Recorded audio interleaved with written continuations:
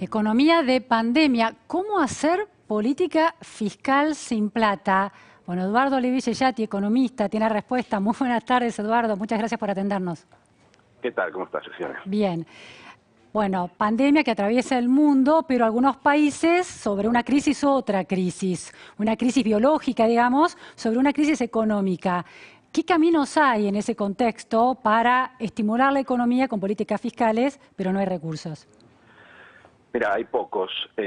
Nosotros, a diferencia de lo que leemos en Europa, Alemania, Francia, Italia, bueno, ni hablar de Estados Unidos, que están sacando paquetes de estímulo fiscal, básicamente distribuyendo, aumentando el déficit fiscal y distribuyendo dinero de diferentes maneras en la sociedad, financiado a una tasa de interés que es básicamente cero. En la mayoría de esos países nosotros, no solo Argentina, en muchos de los países de Latinoamérica, pero muy en particular Argentina, no tenemos cómo financiar eso. Claro.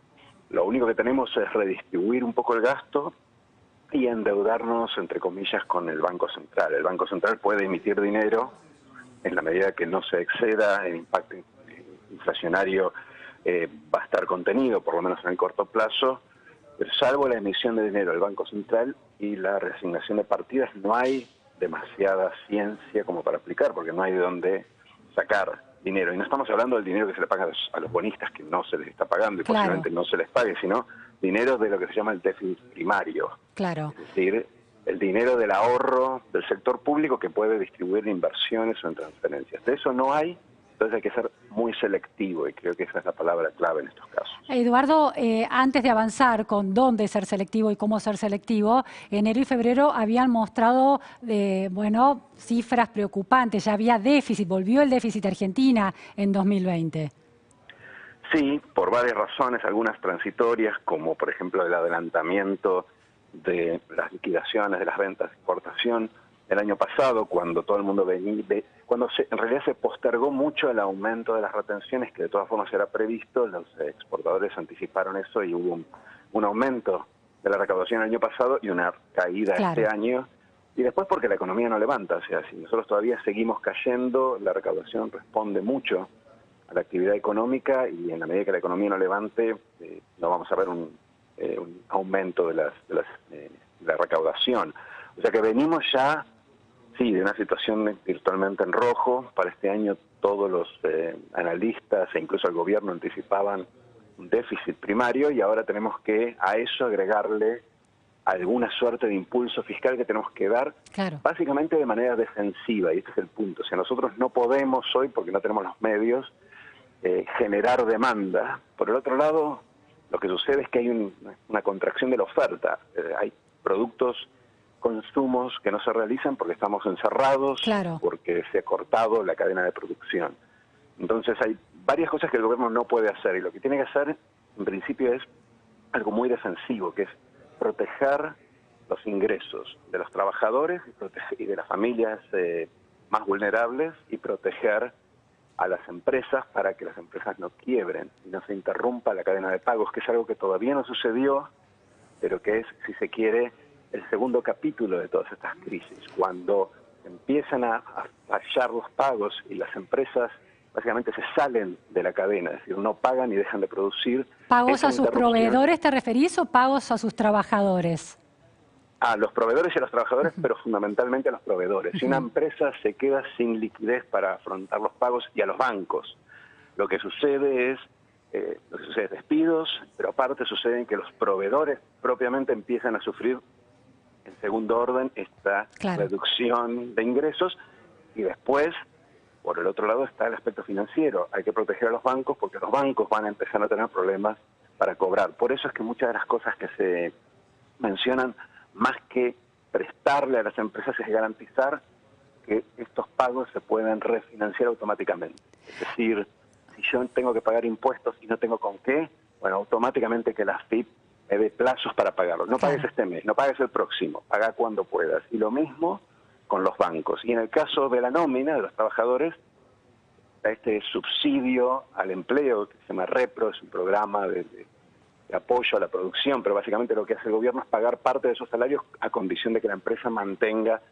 los puestos de trabajo y no se genere un boom de desempleo. Se circuló la noticia de que la TAM está reduciendo los salarios al 50% por unos meses, 2 o 3 meses, excepto aquellos que, si esa reducción se efectuara, caerían por debajo del salario mínimo. En ese caso, los deja intactos. ¿Son esperables medidas similares en empresas aún sólidas, pero muy impactadas, por ejemplo, las aeronáuticas?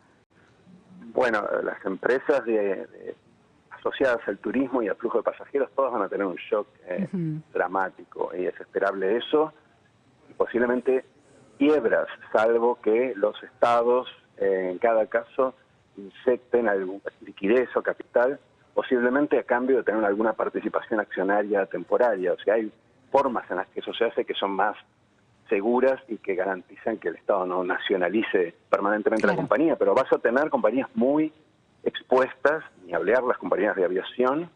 Lo que vos mencionás es una solución al interior de la empresa para mantener su funcionamiento, pero la verdad es que esto recién comienza. Entonces uno debería pensar que en el interín alguien, el Estado donde es la compañía, debería buscar alguna solución que, más que un remedio, si querés, para las próximas semanas, sea algo que sea consistente con una situación que, da temor decirlo, pero va a durar muchos meses, si no hasta el fin de año en algunos países. Entonces, ahora, Eduardo, la descripción que haces es muy preocupante realmente.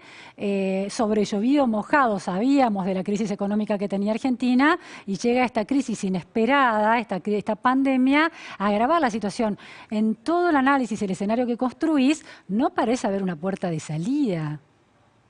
bueno, Para la puerta de Argentina, salida, no, la puerta de salida existe, lo que pasa es una cuestión de tiempo y uno tiene que mitigar el costo de atravesar esta crisis.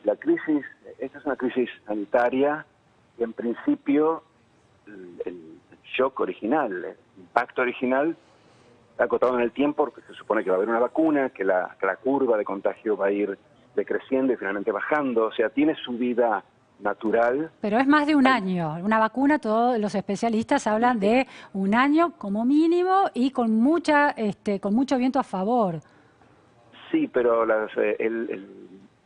cerrar las economías para reducir la curva de contagios creo que no va a durar un año. De hecho, las economías se cierran, yo no soy un epidemiólogo, pero las economías se cierran un poco para graduar la velocidad, de manera que tengan picos que no puedan ser atendidos. Ahora, es importante entender esto. Este es el primer shock. Si el shock genera disrupciones o pérdidas permanentes en la sociedad por un aumento desproporcional del desempleo, por quiebras de empresas, por estos problemas de fragilidad financiera en el sector bancario, si se generan algún foco adicional, entonces tenés como una nueva ola de la crisis, un efecto de segundo orden que te estira y te profundiza la crisis. Por eso es que la acción del gobierno tiene que estar fundamentalmente centrada en apagar esos potenciales, o prevenir en realidad esos potenciales incendios, y por eso es muy bueno que el gobierno se preocupe por estabilizar ingresos, asegurarse que las empresas puedan seguir funcionando mínimamente, que no haya quiebras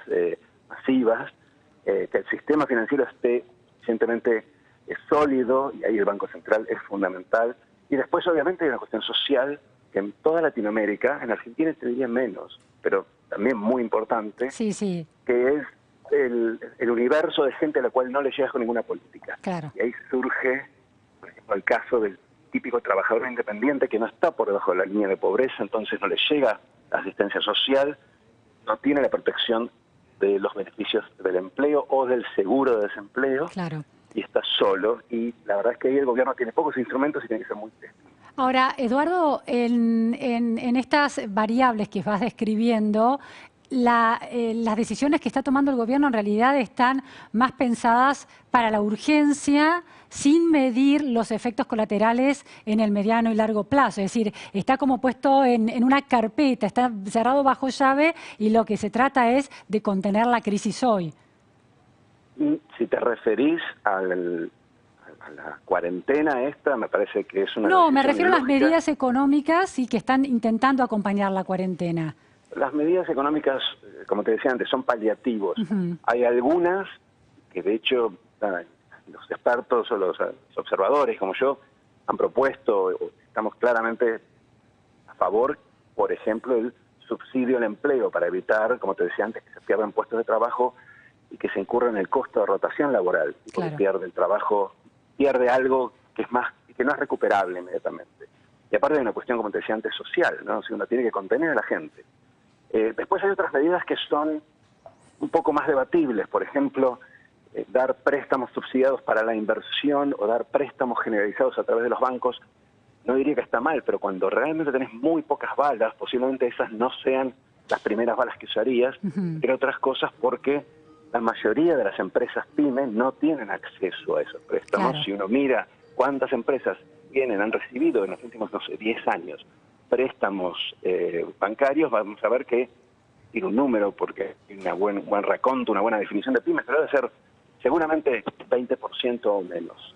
Entonces, de vuelta, así como tenemos problemas para llegarle al independiente, algunas de estas medidas no le van a llegar a las empresas pymes y de vuelta hay que ser más creativos. Tampoco es que es muy fácil, ¿sí? O sea, esto más que una crítica es una llamada a la creatividad en los instrumentos para llegarle a lugares de la economía a los cuales no le llegas con instrumentos fáciles. Eduardo, última cuestión. China, que ya está registrando 1 o 2 días sin nuevos casos de contagio, está de alguna manera intentando retomar el liderazgo económico que tenía en los últimos meses, pero con efectos indeseados, que es que entran casos importados de coronavirus.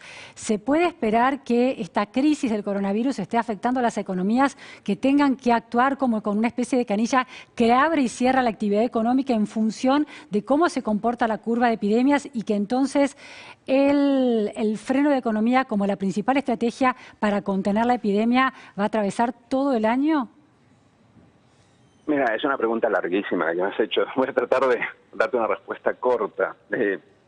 Primero hay que tener en cuenta que los datos que uno tiene están directamente relacionados con la cantidad de test que hacen. Y en el caso de China, aparte, siempre hay una sospecha de hasta cuándo o hasta qué punto la información es completa. Sí. Dicho esto, parecería que China está del otro lado de la curva, o sea, que está saliendo de alguna forma, entonces puede ir abriendo la cuarentena, relajando la cuarentena de manera de poner la economía lentamente en funcionamiento. Y digo lentamente porque efectivamente se está moviendo lento. Hay efectos persistentes, no permanentes, pero persistentes de haber cerrado la economía por un tiempo. Entonces, el crecimiento chino, el primer trimestre fue muy malo, pero el segundo y el tercero vamos a ver cuánto se recupera, y eso obviamente tiene impacto sobre muchos aspectos de la economía global.